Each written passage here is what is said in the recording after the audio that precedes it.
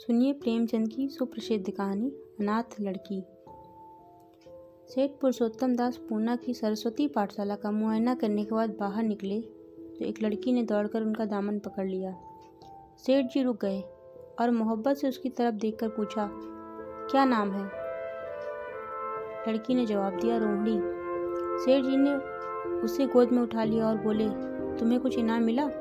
लड़की ने उनकी तरफ बच्चों जैसी गंभीरता से देखकर कहा, तुम चले जाते हो, मुझे रोना आता है, मुझे भी साथ लेते चलो। सेठ जी ने हंसकर कहा, मुझे बड़ी दूर जाना है, तुम कैसे चलोगी? रोहिणी ने प्यार से उनकी गर्दन में हाथ डाल दिए और बोली, जहाँ तुम जाओगे वहाँ मैं भी चलूंगी, मैं तुम्हारी बेटी होंगी। मदरसे के अफसर ने आगे बढ़कर कहा, इसका बाप साल भर हुआ नहीं रहा, माँ कपड़े सीती है, बड़ी मुश्किल से गुजर होती है। सेठ जी के स्वभाव में करुणा बहुत थी। यह सुनकर उनकी आंखें भर आई। उस भोली प्रार्थना में वह दर्द था जो पत्थर से दिल को पिघला सकता है। बेकसी और यतीमी को इससे ज़्यादा दर्दनाक ढंग से जाहिर करना नामुमकिन था। उन्होंने सोचा, इस नन्हे से दिल में न जाने क्या अरमान होंगे और लड़कियां अपने खिलौने दिखाकर कहती होंगी, या मेरे बाप ने दिया है। वह अपने बाप के साथ मदरसे आती होंगी, उनके साथ मेलों में जाती होंगी और उनकी दिलचस्पियों का जिक्र करती होंगी। यह सब बातें सुन सुनकर इस भोली लड़की को भी ख्वाहिश होती होगी कि मेरे बाप होता। माँ की मोहब्बत में गहराई और आत्मिकता होती है जिसे बच्चे समझ नहीं सकते। बाप की मोहब्बत में खुशी और चाव होता है जिसे बच्चे खूब समझते हैं। सेठ जी ने रोहिणी को प्यार से गले लगा लिया और बोले, अच्छा, मैं तुम्हें अपनी बेटी बनाऊंगा, लेकिन खूब जी लगा कर पढ़ना। अब छुट्टी का वक्त आ गया है, मेरे साथ आओ, तुम्हारे घर पहुंचा दूं। यह कहकर उन्होंने रोहिणी को अपनी मोटर कार में बिठा लिया। रोहिणी ने बड़े इत्मीनान और गर्व से अपनी सहेलियों की तरफ देखा। उसकी बड़ी बड़ी आंखें खुशी से चमक रही थी और चेहरा चांदनी रात की तरह खिला हुआ था। सेठ ने रोहिणी को बाजार की खूब सैर कराई और कुछ उसकी पसंद से, कुछ अपनी पसंद से बहुत सी चीजें खरीदी। यहाँ तक कि रोहिणी बातें करते करते कुछ थक सी गई और खामोश हो गई। उसने इतनी चीजें देखी और इतनी बातें सुनी कि उसका जी भर गया। शाम होते होते रोहिणी के घर पहुंचे और मोटर कार से उतरकर रोहिणी को अब कुछ आराम मिला। दरवाजा बंद था। उसकी माँ किसी ग्राहक के घर कपड़े देने गई थी। रोहिणी ने अपने तोहफों को उलटना पलटना शुरू किया। खूबसूरत रबड़ के खिलौने, चीनी की गुड़िया जरा दबाने से चू चू करने लगती और रोहिणी यह प्यारा संगीत सुनकर फूली न समाती थी। रेशमी कपड़े और रंग बिरंगी साड़ियों की नए बंडल थे, लेकिन मखमली बूटे की गुलकारियों ने उसे खूब लुभाया था। उसे उन चीज़ों के पाने की जितनी खुशी थी, उससे ज़्यादा उन्हें अपनी सहेलियों को दिखाने की बेचैनी थी। सुंदरी के जूते अच्छे सही, लेकिन उनमें ऐसे फूल कहाँ हैं? ऐसी गुड़िया उसने कभी न देखी होगी। इन ख्यालों से उसके दिल में उमंग भर आई और वह अपनी मोहनी आवाज़ में एक गीत गाने लगी। सेठ जी दरवाजे पर खड़े इन पवित्र दृश्य का हार्दिक आनंद उठा रहे थे। इतने में रोहिणी की माँ रुक्मणी कपड़ों की एक पोटली लिए आती हुई दिखाई दी। रोहिणी ने खुशी से पागल होकर एक छलांग भरी और उसके पैरों से लिपट गई। रुक्मणी का चेहरा पीला था, आंखों में हसरत और बेकसी छिपी हुई थी। गुप्त चिंता का सजीव चित्र मालूम होती थी, जिसके लिए जिंदगी में कोई सहारा नहीं। मगर रोहिणी को जब उसने अपनी गोद में उठाकर प्यार से चूमा तो जरा देर के लिए उसकी आंखों में उम्मीद और जिंदगी की झलक दिखाई दी। मुरझाया हुआ फूल खिल गया। बोली, आज तू इतनी देर तक कहाँ रही? मैं तुझे ढूंढने पाठशाला गई थी। रोहिणी ने हुमक कर कहा, मैं मोटर कार में बैठकर बाजार गई थी, वहाँ से बहुत अच्छी अच्छी चीजें लाई हूँ। वह देखो कौन खड़ा है। रोहिणी माँ ने सेठ की तरफ ताका और लजाकर सिर झुका लिया। बरामदे में पहुंचते ही रोहिणी माँ की गोद से उतरकर सेठ जी के पास गई और अपनी माँ को यकीन दिलाने के लिए भोलेपन से बोली, क्यों, तुम मेरे बाप हो ना? सेठ जी ने उसे प्यार करके कहा, हाँ, तुम मेरी प्यारी बेटी हो। रोहिणी ने उनसे मुंह की तरफ याचना भरी आंखों से देखकर कहा, अब तुम रोज यहीं रहा करोगे? सेठ जी ने उसके बाल फैलाकर जवाब दिया, मैं यहाँ रहूँगा तो काम कौन करेगा? मैं कभी कभी तुम्हें देखने आया करूँगा, लेकिन वहाँ से तुम्हारे लिए अच्छी अच्छी चीज़ें भेजूंगा। रोहिणी कुछ उदास सी हो गई। इतने में उसकी माँ ने मकान का दरवाज़ा खोला और बड़ी फुर्ती से मैले बिछावन और फटे हुए कपड़े समेट कर कोने में डाल दिए कि कहीं सेठ जी की निगाह उन पर ना पड़ जाए। वह स्वाभिमान स्त्रियों की खास अपनी चीज़ है।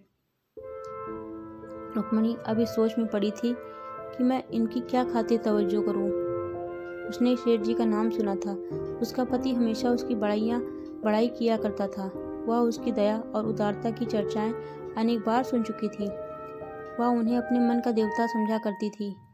उसे क्या उम्मीद थी कि कभी उसका घर भी उसके कदमों से रोशन होगा। लेकिन आज जब वह शुभ दिन संयोग से आया तो वह इस काबिल भी नहीं कि उन्हें बैठने के लिए मोढ़ा दे सके। घर में पान और इलायची भी नहीं। वह अपने आंसुओं को किस तरह न रोक सकी।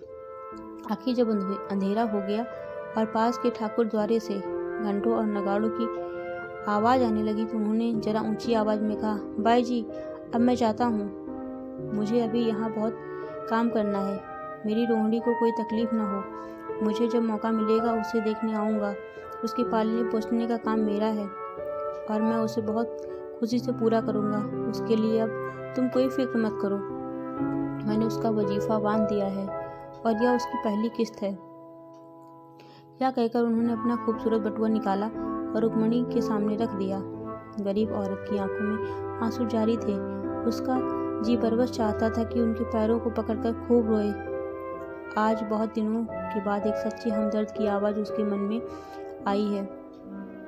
जब सेठ जी चले तो उसने दोनों हाथों से प्रणाम किया। उसके हृदय की गहराइयों से प्रार्थना निकली, आपने एक बेबस पर दया की है, ईश्वर आपको इसका बदला दे।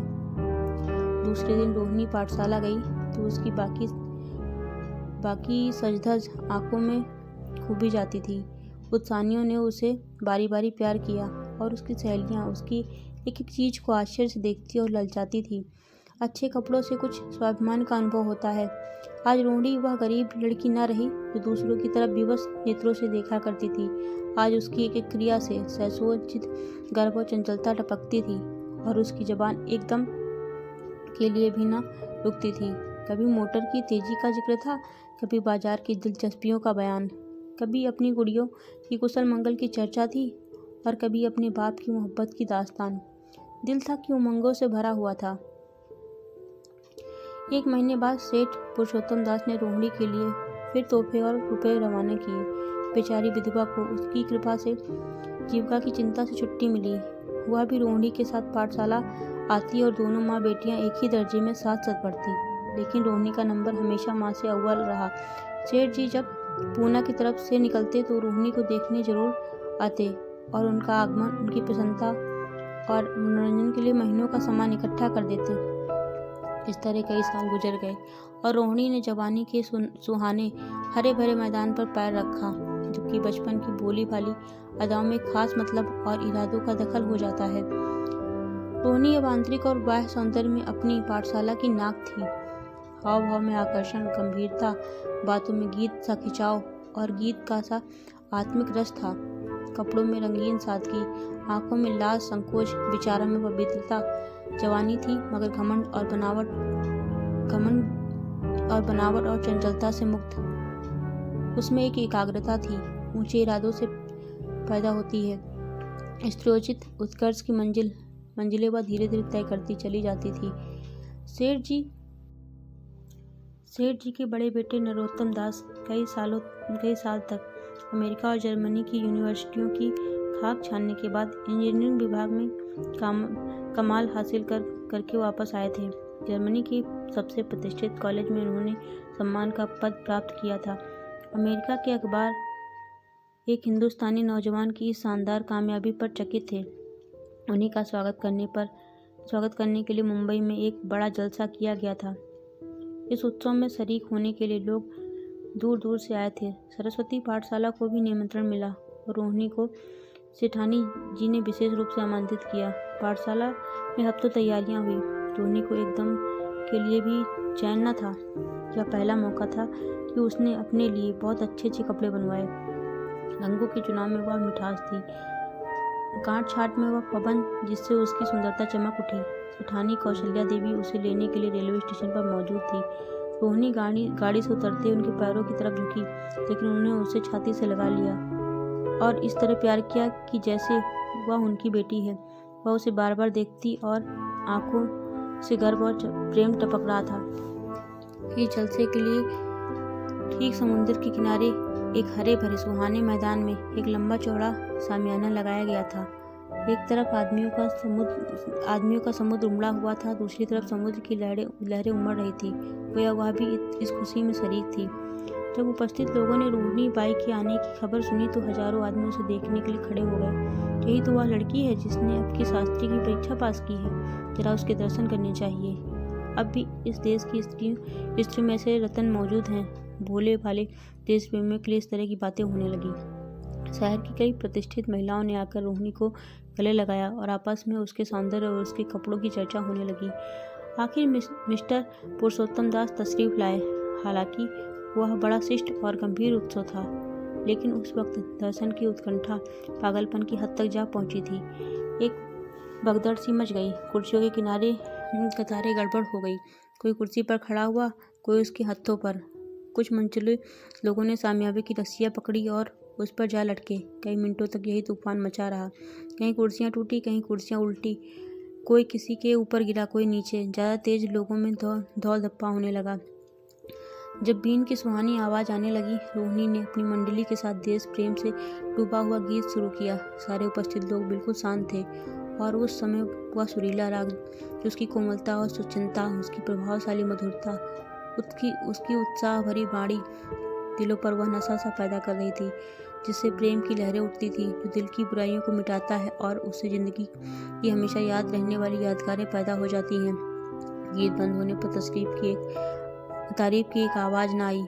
वहीं ताने कानों में अब तक गूंज रहे थे। गाने के बाद विभिन्न संस्थाओं की तरफ से अभिनंदन पेश हुए और तब नरोत्तम दास लोगों को धन्यवाद देने के लिए खड़े हुए। लेकिन उनके भाषण से लोगों को थोड़ी निराशा हुई। जो दोस्तों की मंडली में उसकी वक्तृता के आवेग और प्रवाह की कोई सीमा न थी, लेकिन सार्वजनिक सभा के सामने खड़े होते ही शब्द और विचार दोनों ही उससे बेवफाई कर जाते थे। उन्होंने बड़ी मुश्किल से धन्यवाद के कुछ शब्द कहे और तब अपनी योग्यता से लज्जित स्वीकृति के साथ अपनी जगह जा बैठे। कितने ही लोग उसकी योग्यता पर ज्ञानियों की तरह सिर हिलाने लगे। अब जलसा खत्म होने का वक्त आया। वह रेशमी हार जो सरस्वती पाठशाला की ओर से भेजा गया था मेज पर रखा हुआ था। उसे हीरो के गले में कौन डाले? प्रेसिडेंट ने महिलाओं की पंक्ति की ओर नजर दौड़ाई। चुनने वाली आंखें रोहिणी पर पड़ी और ठहर गई। उसकी छाती धड़कने लगी, लेकिन उत्सव के सभापति के आदेश का पालन आवश्यक था। वह सर झुकाए हुए मेज के पास आई और कांपते हाथों से हार को उठा लिया। इस क्षण के लिए दोनों की आंखें मिली और रोहिणी ने नरोत्तम दास के गले में हार डाल दिया। दूसरे दिन सरस्वती पाठशाला के मेहमान विदा हुए, लेकिन कौशल्या देवी ने रोहिणी को न जाने दिया। बोली, अभी तुम्हें देखने से जी नहीं भरा। तुम्हें यहाँ एक हफ्ता रहना होगा। आखिर मैं भी तो तुम्हारी माँ हूँ। एक माँ से इतना प्यार और दूसरी से इतना अलगाव। रोहिणी कुछ जवाब न दे सकी। यह सारा हफ्ता कौशल्या देवी ने उसकी विदाई की तैयारियों में खर्च किया। 7वें दिन उसे विदा करने के लिए स्टेशन तक आई। चलते वक्त उससे गले मिली और बहुत कोशिश करने पर भी आंसुओं को न रोक सकी। नरोत्तम दास भी आए थे। उसका चेहरा उदास था। कौशल्या ने उनकी तरफ सहानुभूतिपूर्ण आंखों से देखकर कहा, मुझे यह तो ख्याल ही न रहा। रोहिणी क्या यहाँ से पूना तक अकेली जाएगी? क्या हर्ज है, तुम ही चले जाओ, शाम की गाड़ी से लौट आना। नरोत्तम दास के चेहरे पर खुशी की लहर दौड़ गई, जो इन शब्दों में न छिप सकी। अच्छा, मैं ही चला जाऊंगा। वह इस फिक्र में थे कि देखें विदाई की बातचीत का मौका भी मिलता है या नहीं। अब वह खूब जी भरकर अपने दर्द दिल सुनाएंगे और मुमकिन हुआ तो उस लाज संकोच को जो उदासीनता के पर्दे में छुपी है मिटा देंगे। रुक्मणी को अब रोहिणी की शादी की फिक्र हुई। पड़ोस की औरतों में इसकी चर्चा होने लगी थी। लड़की इतनी सयानी हो गई है, अब क्या बुढ़ापे में ब्याह होगा? कई जगहों से बातें आई। उनमें कुछ बड़े प्रतिष्ठित घराने थे, लेकिन जब रुक्मणी उन पैमानों को सेठ जी के पास भेजती तो वे यही जवाब देते कि मैं खुद फिक्र में हूँ। रुक्मणी को उसकी यह टाल मटोल बुरी मालूम होती थी। रोहिणी को मुंबई से लौटे महीना भर हो चुका था। एक दिन वह पाठशाला से लौटी तो उसे अम्मा की चारपाई पर एक खत पड़ा हुआ मिला। रोहिणी पढ़ने लगी। लिखा था, बहन, जब से मैंने तुम्हारी लड़की को बम्बई में देखा है, मैं उस पर रीझ गई हूँ। अब उसके बगैर मुझे चैन नहीं है। क्या मेरा यह भाग्य होगा कि वह मेरी बहू बन सके? मैं गरीब हूँ, लेकिन मैंने सेठ जी को राजी कर लिया है। तुम भी मेरी यह विनती कबूल करो। मैं तुम्हारी लड़की को चाहे फूलों की सेज पे न सुला सकूं, लेकिन इस घर का एक आदमी उसे आंखों की पुतली बनाकर रखेगा। अब रहा लड़का, माँ के मुँह से लड़के का बखान कुछ अच्छा नहीं मालूम होता, लेकिन यह कह सकती हूँ कि परमात्मा ने यह जोड़ी अपने हाथों से बनाई है। सूरत में, स्वभाव में, विद्या में, हर दृष्टि से वह रोहिणी की योग्य है। तुम जैसे चाहो अपना इत्मीनान कर सकती हो।